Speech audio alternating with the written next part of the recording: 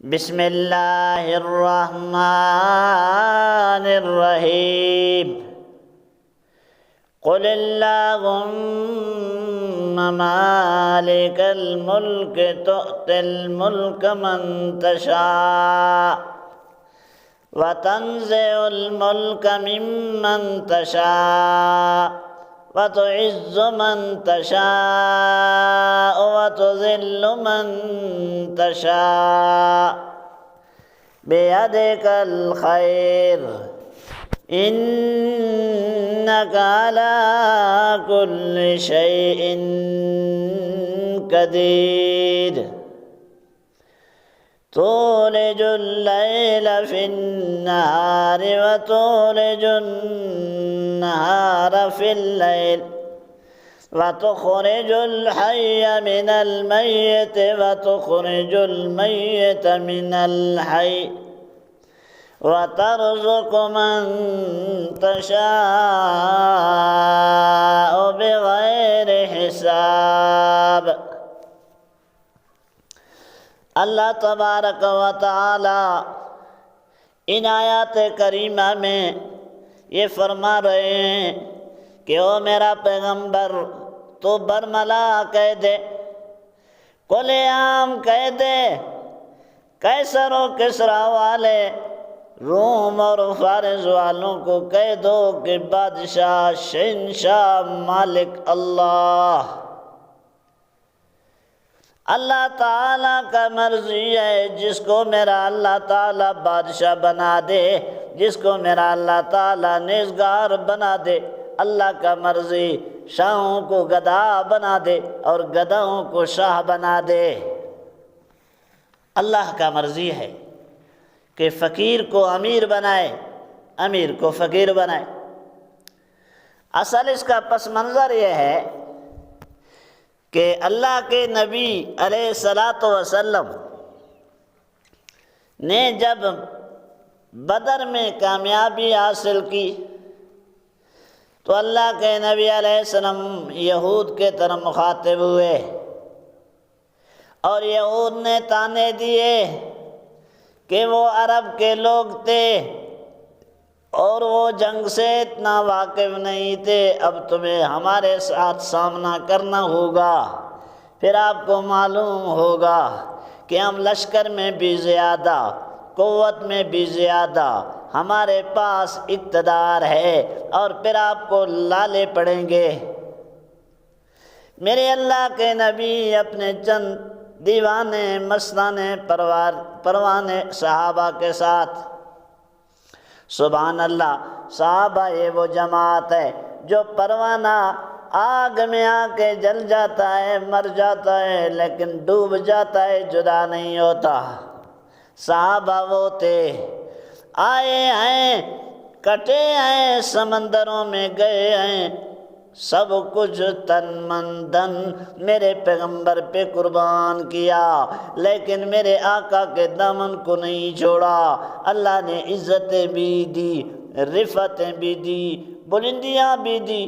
تیرے نماز کا کوئی علم نہیں، میرے نماز کا کوئی علم نہیں، صحابہ کی نماز کا گواہ بھی قرآن، ایمان کا گواہ بھی قرآن، دین کا گواہ بھی قرآن، جہاد کا گواہ بھی قرآن، جنت کا گواہ بھی قرآن، اور قرآن الہ فرماتے ہیں کہ میں ان سے راضی، وہ مجھ سے راضی۔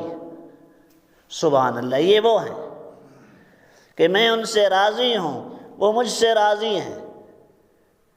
بابو صحابہ کو تاریخ میں مت دیکھ، وہ ترازو تیرے پاس نہیں ہے، رب سے پوچھ۔ اولئک هم المفلحون، یہ مفلحون کون؟ اولئک هم المتقون، یہ متقون کون؟ یہ راشدون کون؟ یہ فائزون کون؟ یہ عابدون کون؟ یہ راکعون کون؟ یہ ساجدون کون؟ یہ آمرون بالمعروف کون؟ قرآن گواہ ہے۔ یہ سجدہ کرنے والے کون؟ صحابہ۔ عبادت کرنے والے کون؟ صحابہ۔ ہدایت والے کون؟ صحابہ۔ راشد والے کون؟ صحابہ۔ نیکیوں کا حکم کرنے والے کون؟ صحابہ۔ قرآن کے ایک ایک آیت میں اللہ تبارک و تعالی نے کھل کر میرے پیغمبر علیہ الصلوۃ والسلام کے جماعت کے اوصاف کو بیان کیا۔ تو یہ جو جماعت توڑی سی اس وقت، تو اللہ کے نبی نے کیا فرمایا کہ اے یہودو، تم کیا کہہ رہے ہو؟ وقت ہے کہ میں روم کو بھی فتح کروں گا، میں یمن کو بھی فتح کروں گا، اور میں ایران میں بھی اسلام کا جھنڈا گاڑ دوں گا۔ اس وقت یہ بات ایک مذاق سا لگتا، انہوں نے اس قسم کا مذاق اڑایا کہ تمہیں کھانے کے لیے کچھ نہیں، پیٹ پہ پتھر باندھتے ہو، سر کے لیے پگڑی نہیں، پاؤں کے لیے جوتے نہیں، اور یہ خواب دیکھ رہے ہیں کہ ایران کو بھی فتح کریں گے، روم کو بھی فتح کریں گے۔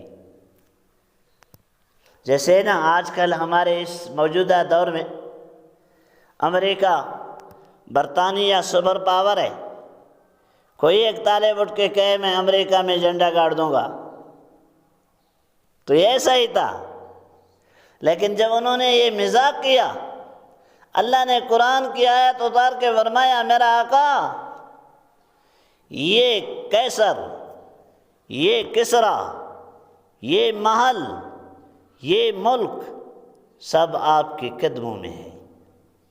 اللہ نے یہ بتا دیا کہ میرا پیغمبر ان کو کہہ دو کہ بادشاہ تم نہیں ہو، ملک تمہارے پاس نہیں، اختیار اللہ کے پاس ہیں، اور اللہ تعالیٰ نے چاہا کہ پیغمبر کو بلند کریں، پیغمبر کی جماعت کو بلند کریں۔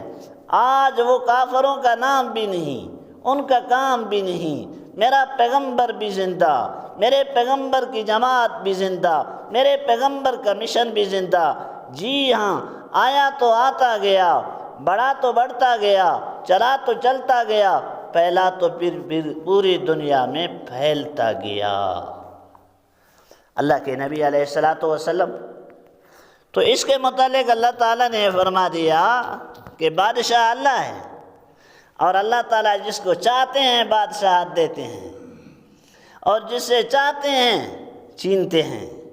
اللہ نے چاہا پیغمبر کے جماعت حضرت عمر رضی اللہ تعالیٰ عنہ نے کتنے ملک فتح کیے، اور جب حضرت امیر معاویہ رضی اللہ تعالیٰ عنہ کا دور آیا تو 63 میل کتنا مربع اس نے اسلام کا، دین کا جھنڈا گاڑ دیا، حتیٰ کہ مکران اور سندھ تک صحابہ آئے۔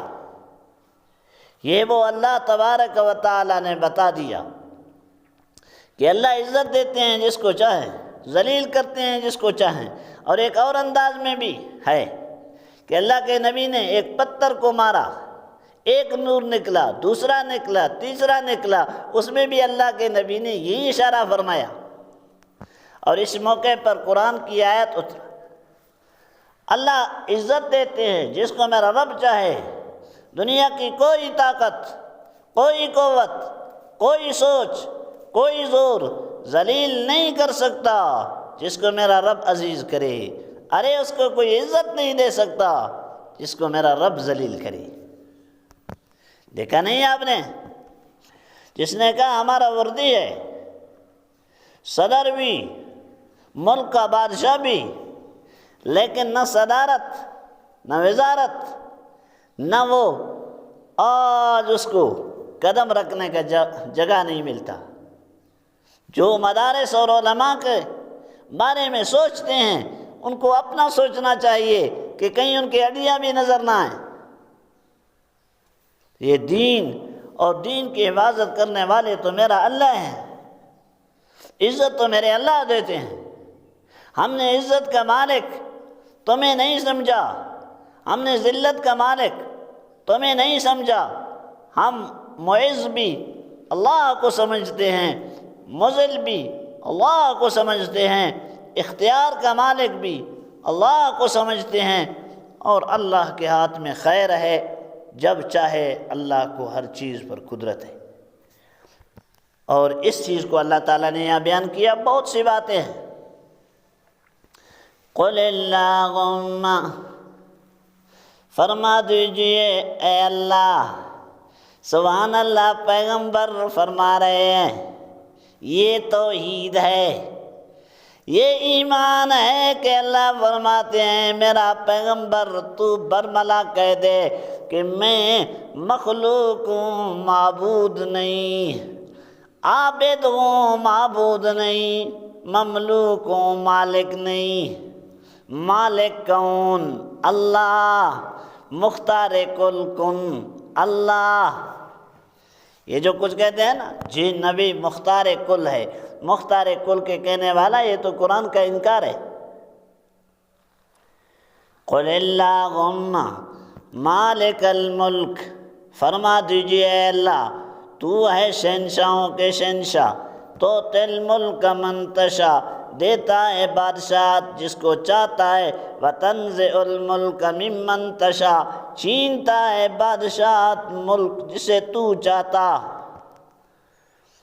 وتعز من تشاء، اور تو عزت دیتا ہے جس کو چاہتا ہے، وتذل من تشاء، ذلیل کرتا ہے جس کو تو چاہتا۔